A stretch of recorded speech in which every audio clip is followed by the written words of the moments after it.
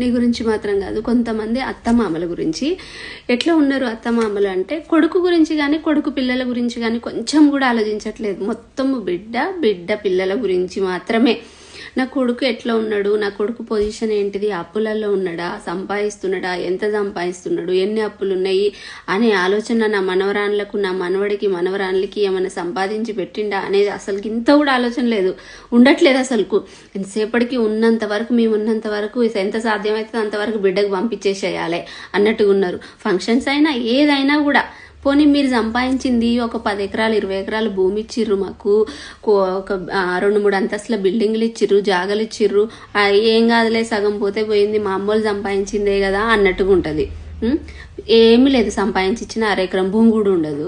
ఉన్న ఒక ఇల్లు ఉంటే ఆ ఇల్లును కూడా మొత్తం ఇక మనవరాలు పెళ్లికి ఇచ్చేయాలి అనే ఆలోచనలతో ఉన్నారు. ఇక ఎట్లా బతుకుతారు, కొడుకు ఎట్లా బతుకుతాడు, కొడుకు పిల్లల కోసం ఏముందనే ఆలోచనలు వద్దా అత్తమ్మలు మీకు కొంచెం కూడా?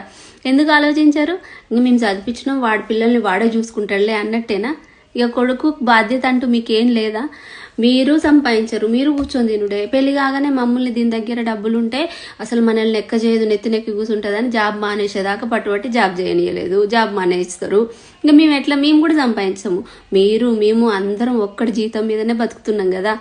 ఆలోచించండి అత్తమ్మలు కొంచెం కొడుకు గురించి కూడా.